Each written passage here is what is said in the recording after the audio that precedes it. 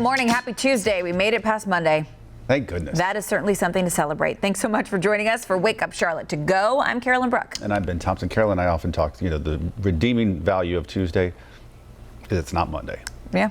That's something to celebrate. And that's about it. All right, we'll get to all the big stories of the day coming up in just a few minutes. But first, let's check in with Larry Sprinkle. And good morning. We did make it to 76 yesterday on Monday. We started at 58, average high 64, average low 41. Nowhere near that for a couple more days today.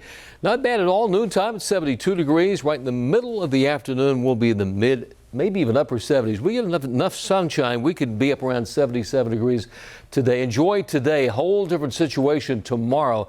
Heavy rain, flooding rain potential. We could see some flash floods across the area tomorrow. That continues right through tomorrow into the afternoon, through the evening, right into Thursday morning. Maybe some thunderstorms. And then the big cool down happens for this upcoming weekend. Only in the 60s, low 60s Saturday and Sunday.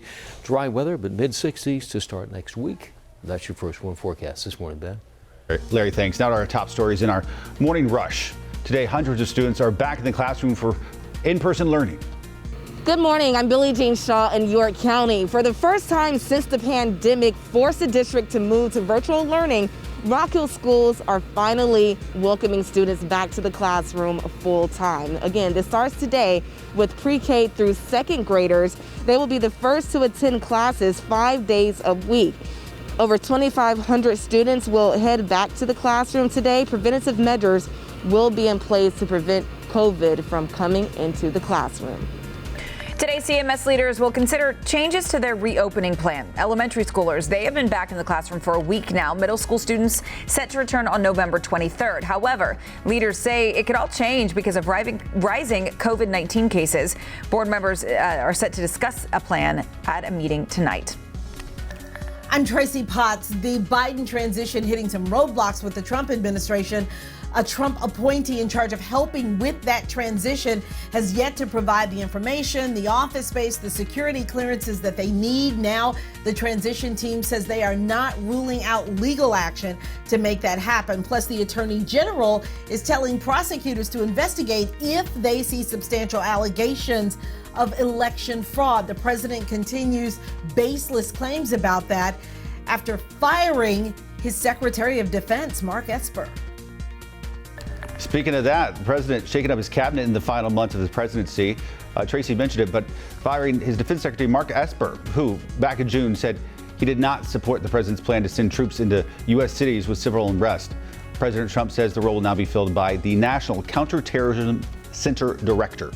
Today, the road where the Black Lives Matter mural was painted in Uptown will reopen to traffic. It's on South Tryon. It's been closed since the mural was painted 5 months ago.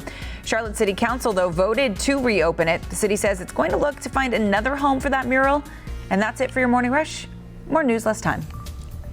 All right, time now to connect the dots. When we make the news make sense, researchers working on a new way to battle this pandemic. And it could be especially helpful for countries that have a harder time getting a vaccine next year.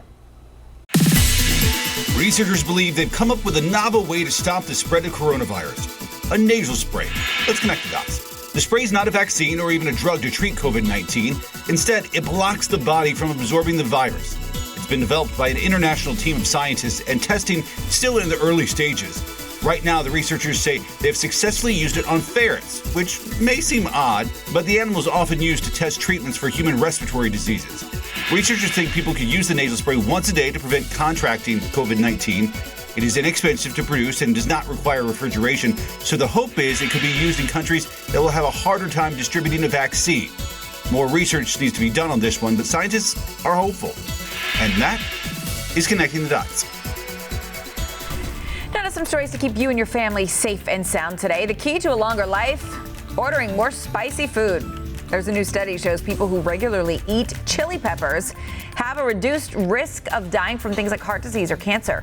People who eat those chili peppers also live longer on average. The American Heart Association says the peppers contain a chemical that's anti-inflammatory and it helps regulate your blood sugar. So don't be afraid to add a little extra hot sauce to your next meal if you like the way it tastes. You'll probably be able to make all that spicy food at home now because cooking happens to be the top hobby that people have picked up in 2020. A new study says we're also doing a lot more reading, playing video games, reorganizing old photos, and playing board games. A majority of people say their new hobbies improved their mental health this year. Well, yeah. I feel boring because I don't know that I picked up a new hobby. You haven't done anything more than normal? I mean, I've cooked more than normal for sure, but I haven't taken up a new hobby. I have eaten more than normal. I support that, though. Thank you. I think that's a good thing. And make sure you watch us each and every morning starting at 4:30 a.m. on Wake Up Charlotte.